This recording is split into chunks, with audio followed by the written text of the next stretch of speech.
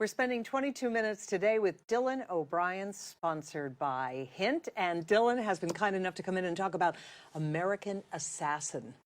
Wow. Yeah. Yeah, buy your popcorn, go to the bathroom, do what you have to do before you go to see this movie, because it is just bam, bam, bam, bam, bam, It bam. comes at you quick, huh? Yeah, yeah. Now, have you seen it? Like, when you make a movie like that? Yeah. When do you see the movie from beginning to end? I don't, at some point, I guess, maybe like, when they get like a first cut maybe or something, a little bit after that, I don't know, when they have a cut that they're happy to show you. Right. Unless you have a little more power than me, I'm not sure. But yeah, that's usually when you get to see it at some point, and it's fun. You kind of go and see it for the first time with, you take your parents or something, and you go in a little screening room or something, and and you're like, oh my God, no! And you have that, you get that out, you gotta get that out there. Yeah. No, not careful, just like you're judging, Yeah. the judging, the first time judging, seeing yourself. But then, yeah, so yeah, I guess I saw it the first time a couple months ago. Now at this point, I think I've watched it like 4 times because this whole run. Are you sick of it now? Oh, totally, yeah. Let's talk about it a little bit. It's based on a book by the late Vince Flynn, but it was written a number of years ago, so it's got to be a little bit different, more modernized, Absolutely, I guess, in the book. Yeah, it's definitely updated. All the things, it's the core of the story is still there. The origin of this character and how he gets set on this path. It's caused by a tragedy that happens in his life. Right. He loses his fiancée in a terrorist attack, and everything's sort of just been modernized to kind of just reflect the unfortunate circumstances of the world that is today. In a way. Yeah, I mean, it's really timely. Absolutely. I mean, sadly. Feels like all every too week. frequently. We talk about then the opening sequence, watching it. Yeah, it's hard. It's almost like you feel like you're watching news footage, almost. Was that a tough scene to do? Yeah, it's rough. Of course. Yeah. Anytime you're doing anything like that that reflects, really harsh realities in the world that are, again, super current right now, and it's tough, And at the end of the day, for me, you just want to do it justice in a way, and just not. I don't know, not take an agenda with anything, and also, like, the main point of the film is that it is a fictional story that, yes, deals with these things, at the end of the day. Hopefully people can check out of that stuff a little bit and be able to enjoy it as a film, because at the end of the day, that's the purpose of it.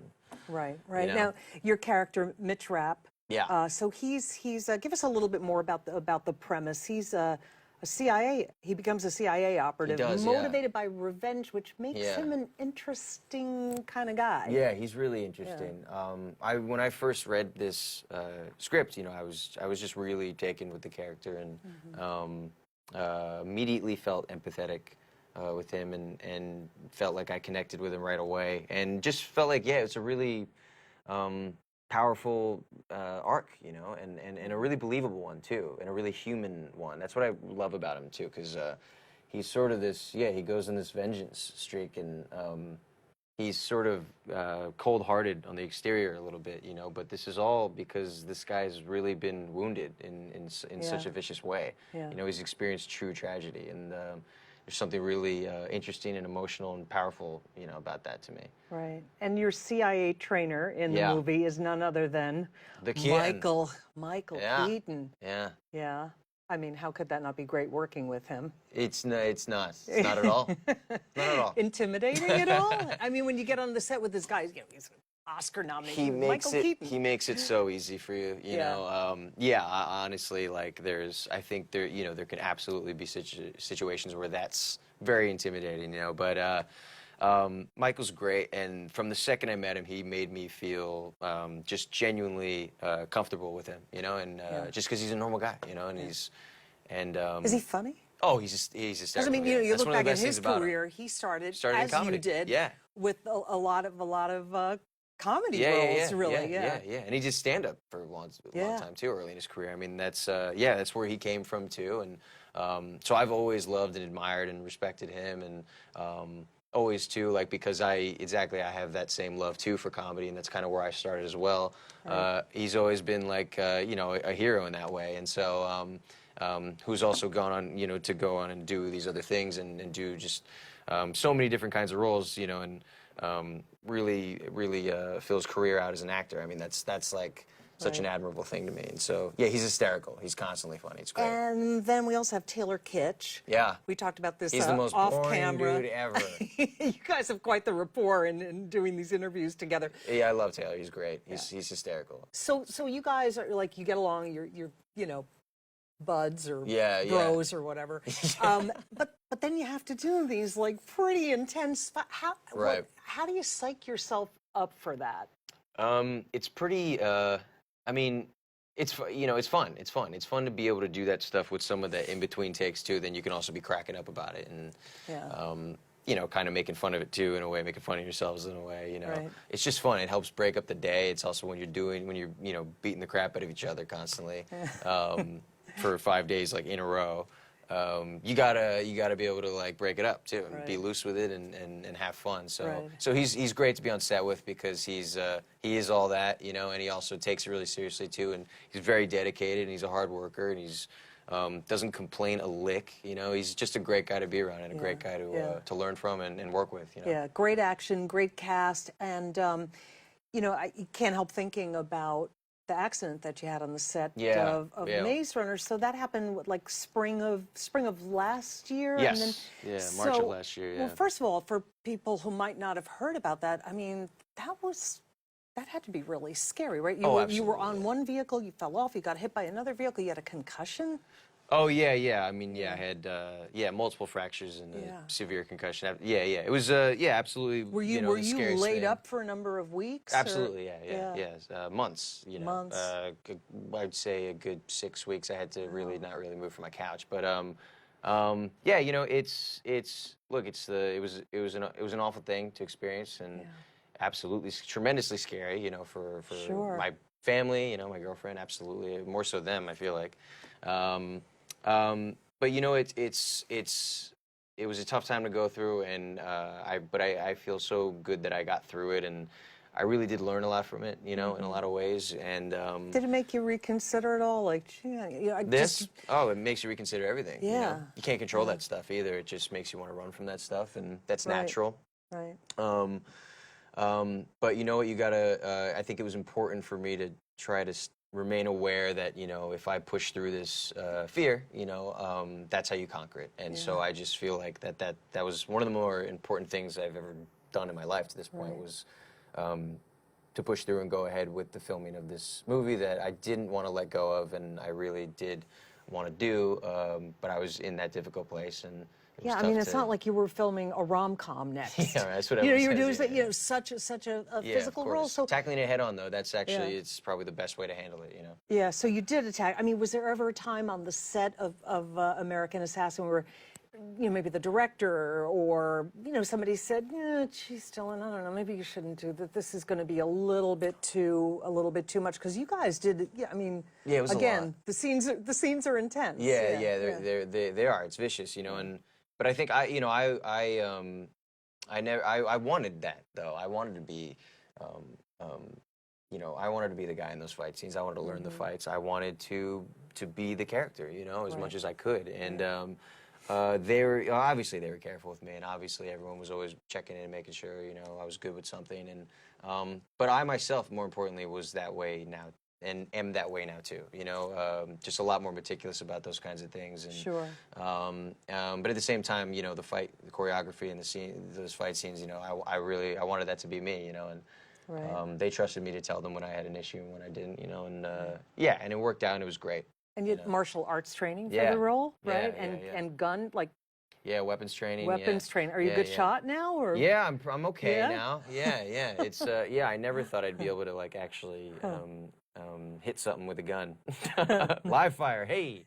But all that stuff's really interesting. You know, it's really cool to learn, and you're learning from these guys who've been doing it for years. You know, my fight trainer was and my great friend throughout too, and someone who started the whole process with me. Roger Wan was he was like. He was incredible to me and instrumental in, you know, me knowing how to do any of that stuff.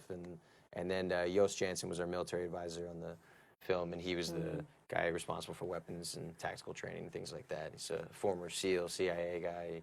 He's, you know, unbelievable too. So you just get so much respect for these guys too, and it's just amazing to learn from them, and it's really interesting stuff. Yeah. Now, is this going to be a series? Are we talking like another No, one or franchise? That's it. No, I mean, no, I think there's. How many of I think there'll be 16 of them. Were really? Yeah, I think. More than the Rocky film. Yeah, we're trying to top every trying to go for long, the record. long franchise. No, but there are a bunch of Vince Flynn books. There right? are, there's a lot. With the same character. Yep, absolutely, yeah. Huh. So, yeah, no, I think that's the hope, and it's out of my hands. It's, and it's Is it a matter of they see how it does at the box office? Absolutely, kind of thing? Of course, that's how it's a numbers game. It's a numbers game. But so go check it out. Yeah, but if your Maze Runner series is any reflection, I read that the first couple of movies made like $600 million worldwide. I mean, like almost Harry Potter numbers. Right. Yeah. So that's huge. So this could potentially be a second franchise for you. Who knows? Yeah. I mean, I'd be happy to do it. I really enjoy playing this character.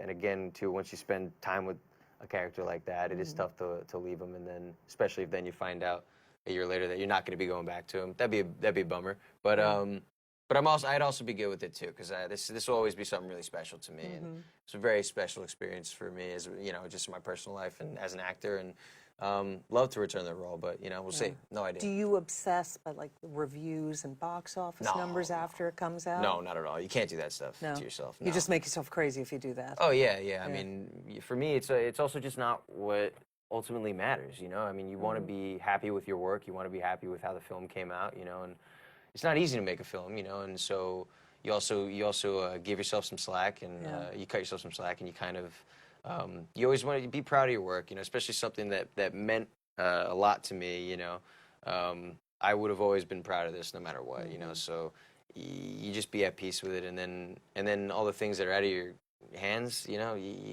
you can't torture yourself over that stuff. That's a good way to be.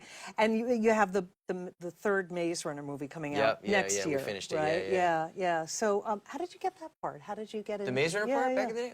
Auditioned, and and you get a call back, and then it works out, and then you test. And were you a fan of the books, or you just heard it was a good? It was going to be a good role, and it's just a project and a script that and an audition that came my way, and I ended up going far on it, and then getting the part. That's really how it happens. And I couldn't have been luckier too, because what a great kind of first major feature role to have for me, Right. And such a great experience too, and what a great cast, and some of my best friends I'll ever have, and a great director who I got to work with on his first film, who will go on to make incredible films always, Wes. So it's a really special experience. I'm really lucky, I'm truly lucky. Did the director on Assassin see you in Maze Runner, or how did he? I don't know. According to him, he just saw my face and was like, "That's him." Oh, really? He literally just said that. That's who he pictured. Yeah, he's funny. Quest is hilarious. But no, I don't know. I think he had seen. I don't know. I think he had mentioned seen Deepwater Horizon or something, and I don't know. Okay. And that's right. The Mark Wahlberg. Yeah. You were in that too. Yeah, I was. Yeah. But I don't know. I have no idea how it came about for him the first time, and just all I know is when we started talking, and we really gelled, and felt like we were really on the same page as far as the script and the story, and I don't know. Right. So and then there's that little show you did, Teen Wolf. What was it? Oh, New Girl? The episode of New Girl? Yeah, Teen Wolf. Yeah, that little cameo. Yeah, that's huge. Now, I came upon a clip of you and your co-star at Comic-Con. Getting a little Tyler? getting a little verklempt about the fact that the series is coming to an end really? now. Was it getting? Yeah, that was this Comic-Con was it was definitely emotional. You love that us. role though, right? Absolutely, yeah. It'll be the most dear thing to me. I mean, ever. It was my first part. That was a breakthrough for you. That was the first part I ever got. Did you not want to play Styles? Did you want to play the Oh, no, the opposite, no. You wanted stuff. Yeah, you wanted to be that. In fact, it's actually really cool to look back now, because, your agents send you the part or whatever, and obviously they'll just, I guess they sent me Scott, but then when I read the pilot, I loved Styles, but wondered why they didn't send me that one, just because I was like, is he younger or something? Is he like a kid or something? They're like, no, it's the same age. You can go after him if he wanted to, you know. And I was like, yeah, can I do Styles? Why did you like him better? Oh, I just loved him. I don't know. I just felt really, I don't know, connected to that one, you know. And he was cracking me up the whole time, you know. And I felt like I totally saw him and felt like that was totally me, and I could totally handle that. And I don't know. And then took it from there. So the show. Based on the 1985 Michael J. Fox movie, or more on comic books? Well, it became kind of, you know, it was such a hybrid of things, you know. That's what was great about it. I mean, you know, it obviously is based off of the film technically, and uses the title, and also Scott and Styles, like those two characters are the same as the original. But the show, you know, really took on its own form, and I mean, it had everything. It was that kind of show that was funny and didn't take itself too seriously, but then, you know, had the drama too, and has horror, and like has romance, and you know, it was really something that kind of just had this whole little perfect storm of everything, you know. And a social media storm too, right? I mean, this just kind of blew up. Yeah, totally. You have a lot of Twitter followers. Yeah. And I mean, obviously because of your other work too, right. But I mean, the Teen Wolf fans are. Yeah, they're passionate. They are, yeah. And it's great too, because, you know, I'm always in debt to them, just because, you know, we got to do 100 episodes of that show, and we never saw that coming, you know. I mean, we were this little pilot. I mean, MTV was really just getting started with scripted television at the time too, so it was not a common thing for a show like that to be taken off, you know, on that network. And we were a little pilot presentation, and who knew, you know. But for us, it was just so great to always be, you know, to have fans out there passionate enough to always keep us going, because we always wanted to keep it going, and it meant a lot to us, and we always loved the show, and we always all loved each other and had so much fun doing it, you know. So is it done now, or is the finale already shot? It's shot, but it hasn't aired yet. I don't think. I think it's airing in a couple weeks. So you know, but of course, if you told anybody, you'd have to kill them, kind of thing. You can't talk about it. So, but it's going to be exciting. I'm sure. Can you give us some kind of teaser about it? Oh yeah, I mean, it's just a nice ending, you know. It really just comes full circle, and it's just a nice kind of having everybody back too, you know, was great. Nice. Because the promos are the final fight, be afraid. Oh really? I haven't seen them. Yeah. That's probably just to try to get some viewers. Who knows? No idea. A cheap shot tactic. So you know what I find interesting too about your career? So we were talking about this again off air a little bit. So you used to make these comic shorts. Yeah. On YouTube. So so you have this. When YouTube was first created. Wow. Yeah. Crazy. Your early career. Yeah, right. Yeah. Right. Which sounds kind of funny. Just what I did for fun. But I think it's interesting though, because somebody with a comedic background can make a much more intriguing action star. You know, like Chris Pratt, Guardians. Oh, right, you know, maybe you wouldn't have necessarily thought of him necessarily in that role. But do you think your comedy background somehow informs your work in action movies? I don't know. That's interesting to think about. I don't know, because, you know, I mean, this is a really dire and dramatic one. I'm not sure that I even smile throughout this entire film, so it can't be influencing me much here. But yeah, I mean, I always felt like that's where I operate from. That's where, you know, my first instinct as an actor started, in a way. It's what I always like to do, and that's what shorts I always made. You know, I wasn't making like dramatic shorts. You know, who does that? You're just having fun, and I loved making, you know, little like satirical sketches or whatever, and I don't know, whatever I thought was funny and whatever I thought would be fun.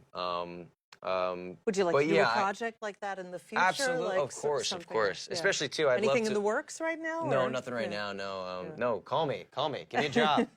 But I'd love to blend the two. Absolutely. And you know, I'd love to, you know, be a character like that, Chris Pratt in Guardians. You know, something that has that humor and is an action film, and you can kind of, you know, you can not hold back on that side of you while also being the action guy. That'd be great. That'd be awesome. So, Mets fan? Yeah. Yeah. Big time. You were at the game? Yeah. The past couple days? Yeah. Threw out a pitch? The other night, I threw out the first pitch, yeah. Good pitch? Yeah, it was a strike. It was over the plate. Got it. I got it there. From the mound. Yeah. Wow. Yeah. Which is, awesome. I mean, it's funny because, you know, you just, I don't know. I've been throwing all my life. I've always played baseball. I love baseball. Like, I can play, you know, but it's just such a different thing when you get out there.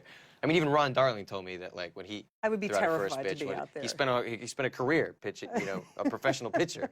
He's got a ring, you know. It was still nerve-wracking. And Ron Darling was telling me that, like, he was even nervous when he threw out a first pitch. So it is just a weird thing. You get one shot at it, and you're, you know, it's God, it's exciting. It's thrilling though, because once it's done, and it'll always mean a lot to me. That was a great day. I mean, that team cannot even understand like what they mean to me. You know what I mean? I watch them every day. Have been since I was a kid. You know, so yeah, it was that was the best time ever.